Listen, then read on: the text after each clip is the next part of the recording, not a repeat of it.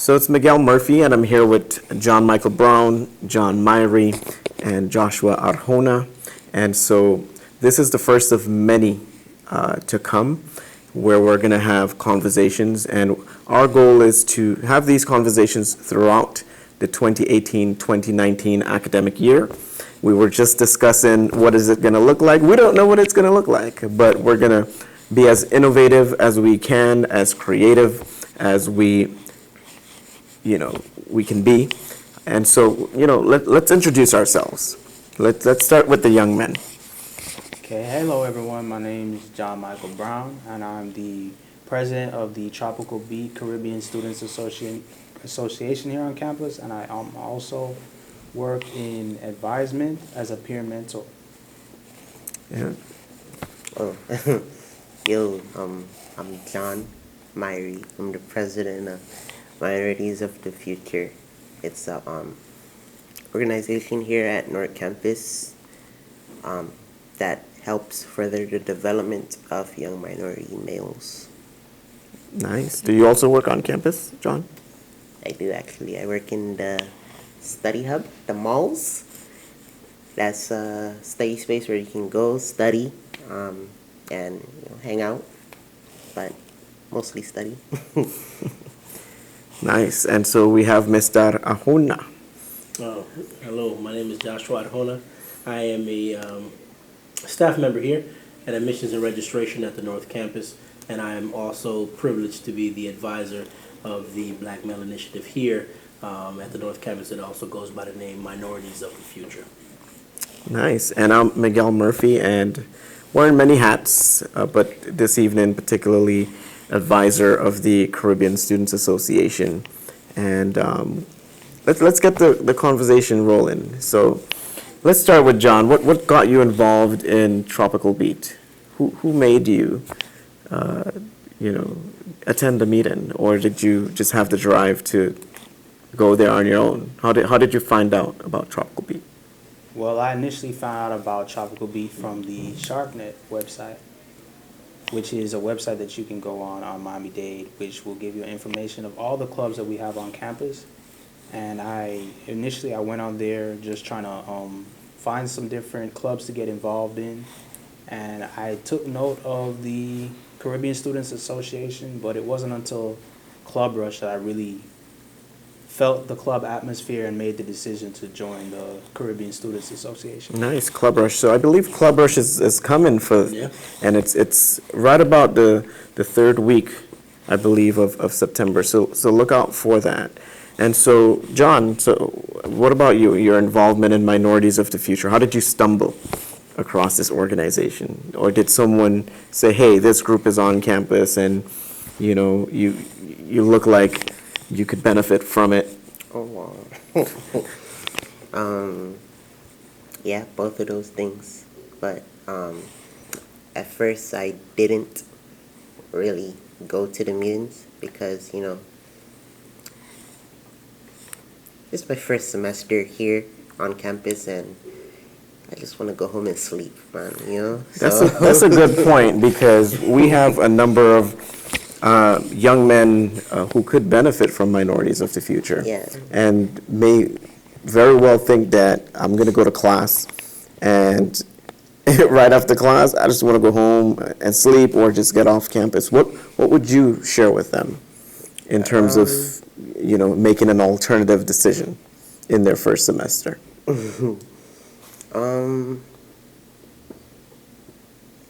Honestly,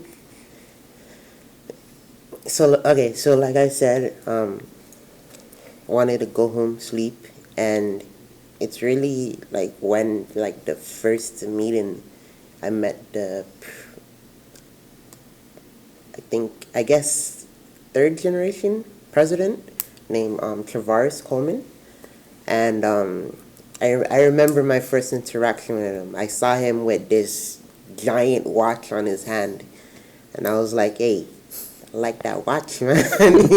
And he was like, if you know Travaris, you know how he is. And he was like, thank you, man. What's your name?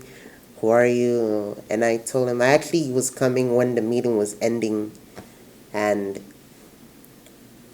he told me about the organization, what it is, what it's about. I still wasn't convinced, because, like I said, it's my Fridays. I like to stay home. So, so what's the deal breaker? I mean, you saw the watch. The deal breaker was not only the watch, but the way how Travaris welcomed me, and like how everyone there really, I guess, welcomed me. Yeah. So So they made you feel at home. yeah, like I was already one of them, and that's really what made me start coming, I guess. Yeah. Gotcha. So let's go back over to our president here, or Josh. Maybe you want to chime in terms of encouraging the young men who are attempting to go home and sleep after class to get involved on a Friday, because it's difficult, right, to just give up your Friday afternoon. And I think we strategically placed the meeting from 3 to 4 on a Friday to see who would be interested and actually giving up that time. And if they made it to the meeting, then that would kind of sort of push them into that mindset that you need to have to be successful at the college level, which is you could be doing something that everybody else is doing, but you decide to take the hard road and do that thing that's a little bit more difficult, that may possibly not be done by everybody, but pushes you in a direction that's going to eventually equal success. I mean, for me, the space of 3 to 4 p.m. on a Friday is a good reflection point. You kind of think about, as an individual, like, how did this week go, and how did it not go, and that's the ideal point to have a support team around you to probably help you regroup for the next week, right? That's kind of how I look at it. So that would be one of my selling points to a first-year student who may be tempted to go home, that, hey, maybe you want to come in and also, get in the mindset of building yourself. And you guys dress up, yes? Yes. What is the attire that you promote? All black, black dress shirt, black slacks, black shoes, black socks, black tie. Although if you are interested in becoming a member, you'd have to attend 3 consecutive meetings, and we'll provide you with a nice tie and a tie pin to go with that too. And it is nice. And you all volunteer too, because I've seen you at commencement. Our annual commencement ceremony, usually the day after the end of the spring term, always. And so I want to commend you, Josh, for, because commencements start very early. Yes. And you have somehow managed to get a mass of young men to participate and volunteer and give back to that activity. I think What is your... I think what and I can't take credit for that, because at the end of the day, each individual has to choose to wake up, right, and to meet us, and then to travel in whichever manner that you're traveling at that particular time. Typically, it's either by van or we'll catch the train over to the venue.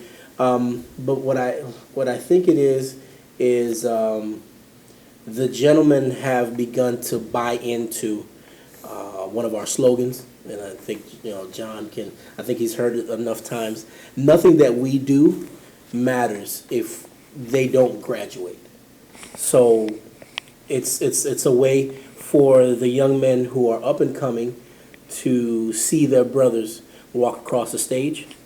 It's an opportunity for those who are graduating to know for sure that they have somebody in the audience that's rooting for them. And then it's also a visionary tool for the students to be able to say, you know what, I can see myself, I can visualize graduation, and ultimately reach that milestone. And that is a great concept in itself. You know, as an advisor myself, academic advisor, you know, one of the strategies that we have in place is to immediately let folks know, you know, what it is they need to do to complete. Right. But sometimes they don't see the completion point, the symbolic that could make a difference. Right. And so by getting involved, I think, you know, as early as the end of your first year, you can actually see, Right. what it looks like and the feelings and emotions that it invokes. And, you know, someone giving a commencement speech, Right.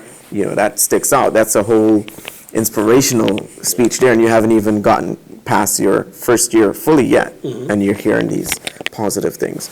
But let's take it over to John Myrie. I mean, can you give us, you know, I know you've been involved consistently for a year now because you're going into your second year. Correct. Can you give us a snapshot of some key experiences that you've had with the group? And then we want to kind of delve into your meeting. Same with John. Like, what does it look like on that Friday at 3? When does your club meet? Our club meets on Wednesdays at 12. Wednesdays at 12. So what are some key experiences As that far you've as- had over the past year that stood out? Okay, well, the first couple of meetings that I went to for Caribbean Students Association, I took note of the atmosphere of the meetings, which was a very laid-back, easygoing atmosphere, but at the same time, it still had a certain amount of structure, so it wasn't just off the wall doing whatever, but it was also a chance for students to kind of relax a little bit more, have fun, and to discuss a lot of topics that are interesting and relevant to kids of our age. Okay, so Tropical Beat has represented the North Campus. As a matter of fact, I will, you know, sort of frame it. We've all had the opportunity to actually travel to Tallahassee. Right. Right. And it was Caribbean Week, I recall, during the legislative session earlier this year. Can you share a little bit about that experience? And John, you were there as well, and Joshua as well, good, faithful mentor and chaperone and driver. Made sure we got to Tallahassee and, you know, safely and in one peace of mind. So I'm thankful for that. But go ahead, tell us, you know, what was your Tallahassee experience like? Well, my Tallahassee experience, it was a lot of things that I learned that I didn't really expect to learn. A lot of stuff I learned just about human interaction in general. I learned from just watching the way that people were in the Capitol building. Okay. And also just listening to you and Josh, you know, speak about certain experiences you've had dealing with people and just certain experiences that both of you have gone through in your lives, and it really just gave me a different perspective about not only the both of you, but just made me think about things a little bit differently than I did before. Nice. So there's usually a process in the back, and I'm thinking like on the journey there, but what we had to do to get there. Can you walk us through like a travel, because you've done it a couple times too, in terms of what forms did you have to Right, well, the first thing you have to do basically is get your teachers to sign the forms to excuse you from your class, because for most of these trips you're going to be gone for a few days, and it would be very helpful for you if you got your teachers to sign off on those slips so that there can be no type of issues when you come back. All right. And did you have a similar sort of experience in terms of getting forms signed? Did you have difficulties? Were your professors supportive? For the Tally trip, right? What was I doing that semester? Oh, yeah. John has had many experiences. Helpful But this one was particularly in the spring term, particularly January 30th, 31st, and February 1st, if I recall. Yes. Yeah, for the most part, my teachers were pretty okay with it. One of my professors was actually in with the process of like planning those trips, so he understood where I was coming from and was able to sign off on that. And my other professor, he was cool with it too. So I want to share that professors are very supportive of initiatives that allow students to, further their connections and build their network and represent the institution. And keeping them in the loop is very, very essential. Going on a trip, for example, and not informing professors can have consequences. Maybe you have a quiz or an exam, and because Actually, did have exam when we were gone that week. right, so that gives you the opportunity to make up, or come to an agreement, Right. ahead of time in terms of what the expectation is. I'm out and I can make up, or can I not make? And it's sometimes a make or break situation. And also, if I could chime in right there, because we're adulting at this particular point in our collegiate career, we also need to be mindful of our employment situation, because we don't want to go away employed and come back unemployed. So we need to make sure that whoever our employer is aware of our travel, the length of the travel, and so that they're able to, make a decision as to where to place us and to keep us, Yeah, this is a very good I think we should have a whole conversation on travel. Yeah. Because we've been traveling together now. It's been like for many, it's been about 4 years, almost yes, 5 years. as a team, Josh and myself. And it's a process, like and everything else, from acquiring funding to approvals. We both have to get permission from our immediate supervisors. And there's a chain, and folks need to be informed. It's not just travel and, trip and come back. There's a reason why you're traveling. There's learning outcomes that are associated with your travel. And it's very intentional. What we expect students to learn when they're out representing the institution, and you're growing, and you can bring that information back, that learning back, and support what you're doing in your classroom. So we've been, we're getting into this. I know we said we were gonna, just do this as our intro, but as long as the conversation's going, we can maybe add a few more sound bites. Yeah. So, anything you want to share in terms of your experiences? Anything that come to mind in terms of involvement? How would you encourage students to get involved? If I may, I would love to say that getting involved in a student organization is more than just work. Some people say, it's work to get to know people. I would rather just go home on a Friday, or I don't want to necessarily interact. But it develops your ability to network with people outside of your choosing, because you don't choose the members of the clubs and organizations that you're a part of. They're pretty much already there. So when you come in, you get an opportunity now to work on your networking skills, which is going to help you. You may run into one of those students from your club in your class, and then that way there's a connection that you're making, and that networking may last you, who knows, a lifetime. So definitely see it as a networking tool, especially if you are not one that has a history of interacting with folks, an introvert, so to speak. Use a club and an organization as one of those safe spaces to be able to begin the journey of networking. And yeah, to add to that point, I was one of those people as well, very introverted, and one of those people that was always rushing to leave and go home as soon as possible after my classes, which gradually came to a stop the more and more I got involved in club activities. And I can definitely say for sure that it helped with my networking abilities, because in just the past year, I've gone from knowing basically like 3 people on campus when I first started to just having established a network of amazing people that I met on campus who are doing some great things here, and I'm truly grateful for the chance to get to know these people and to have established a network of people that are all striving to do great things. Ditto. Ditto.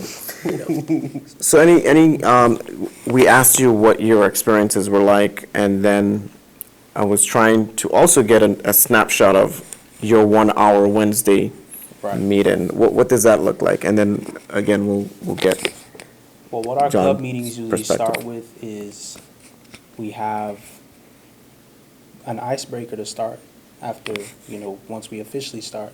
We start with the icebreaker, which is something different every week, just something to get everyone to interact with each other, as a lot of times, people are coming in from all different areas and don't really know each other all that well. So the icebreakers get a chance to, as the name implies, break the ice and get to know people better.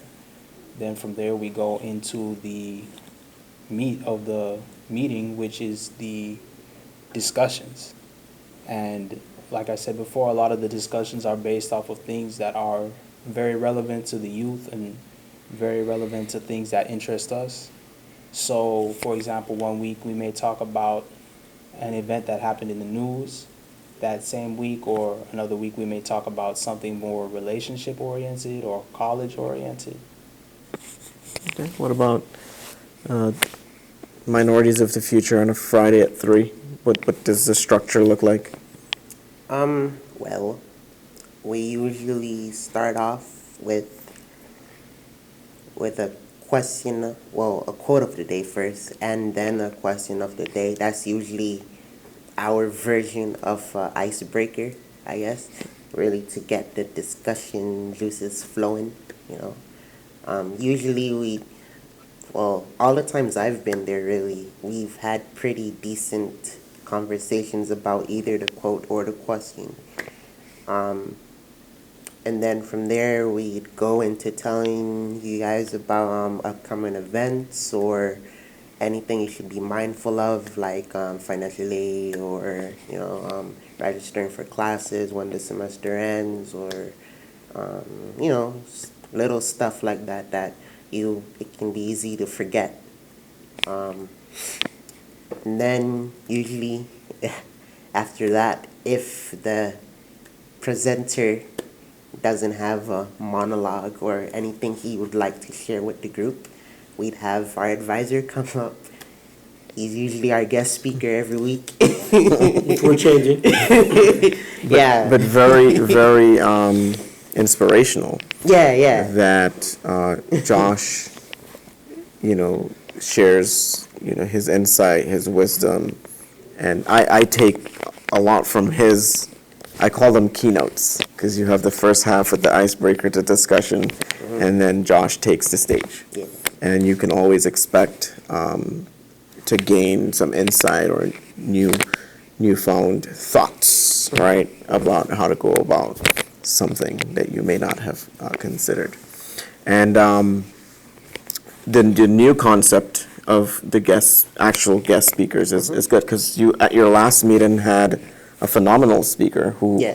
opened up his own business earlier this year and talked about that process, and also balancing his entrepreneurship with his educational aspirations, right? That he's owning his business, but also has the motivation to be an example to his family as well. So the degree plays an important role as well. So anything you want to add? Anything you want to ask your advisors? What is Tropical Beat's plan? What can students expect from Tropical Beat this year, and minorities of the future as well? What do you have cooking? And this is a conversation because we came together and we're like, this is one of those new concepts and we don't know where it's going to go, but hopefully it evolves and gives us all new ideas, right, that we can actually take back into our own spaces to be more successful, because I want to say that we are all successful in our own right. And so we want to keep being successful. So what can we expect from Tropical Beat?